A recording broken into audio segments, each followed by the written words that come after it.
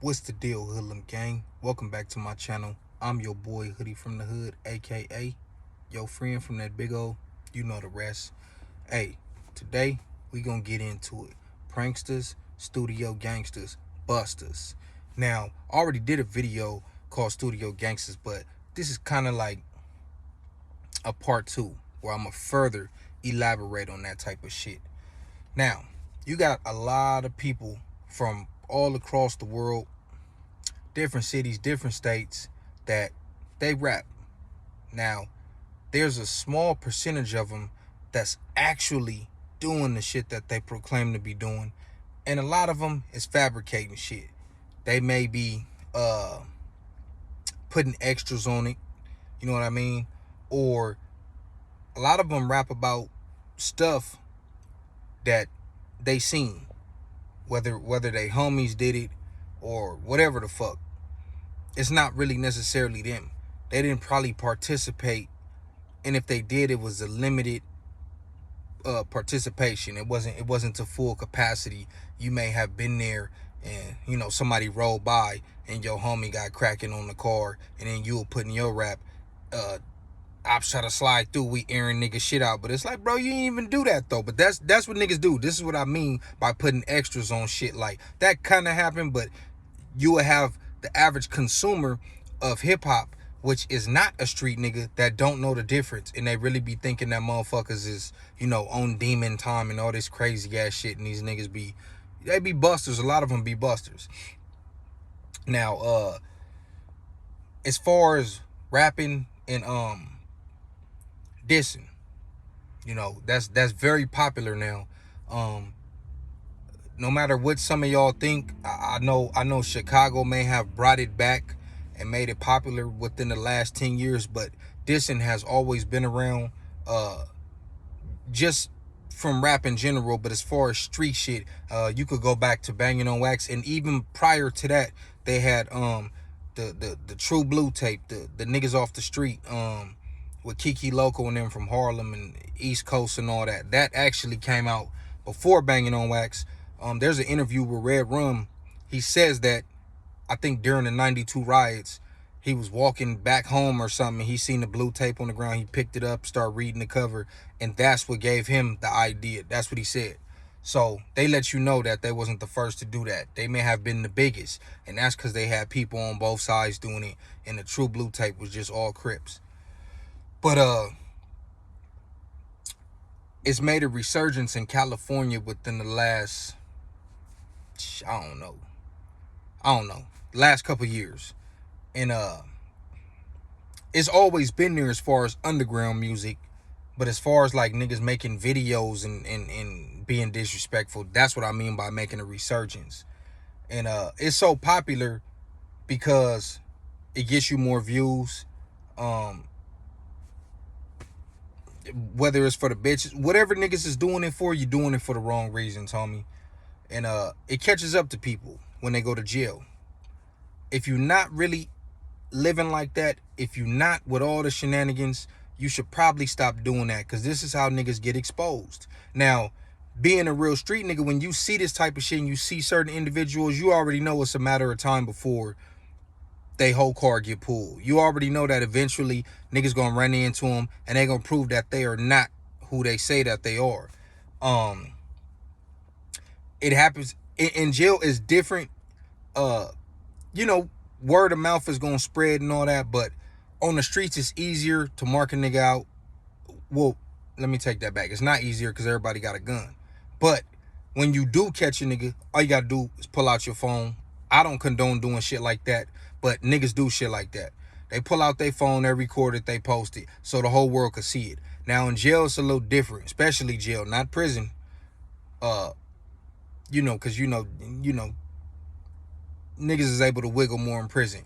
But in jail, there is no phones. So when shit happens, it's like, if you really tapped in, like, okay, that really happened, or he's a buster. I be looking at niggas and they posture and all that, and I just be like, yeah, he's just talking. He's just talking just to talk. Especially a lot of these younger niggas, man. No matter where they from, a lot of them is just not with the knuckle up. That's not what they about, period. And it shows when you get into situations and you don't have a gun. And a lot of these niggas is not with the knife play, bro. Like, it's, I don't know what it is. Essays, they with that shit. Niggas is just not with that shit. It's on. You gotta be a different. You gotta be cut from a different cloth to wanna stab a nigga. Like, that's just. It's more up close and personal. It's a little different. I mean, anybody could ride by in the car and let off a few shots, and oh, you got lucky, you hit him. You know what I mean? But when you use that knife, that's the closest thing to that will be getting close up on somebody and, you know what I mean, at point blank range. But the knife is still more personal, and a lot of niggas just not down with that. So when you just left with these and you not one of those, bad things happen. Bad things happen. Niggas start getting marked out. A lot of these dudes in the city that rap, they go to jail. You start hearing about niggas turning down fades, niggas getting slapped, niggas getting spit on, niggas getting socked and not fighting back. Yes, this shit happens. And I'm not finna call niggas names out and all that shit, because that's not what I'm doing on this platform. That's just not. I wouldn't do no shit like that on social media. That's not me. That's for other people to do. But if you know, you know. You know, man, niggas, you know, they curl up, they fold, they run. You know what I mean? They call for help. They hit the panic button. Like, but you will never notice when you look at their videos and you seeing how overly disrespectful they be. You know why? Because it's 30 niggas in the video with 30 guns. That's why. So they gonna feel tough and invincible at that moment. But when your back is against the wall, that shows real character, homie. Who are you gonna be when it's not in your favor?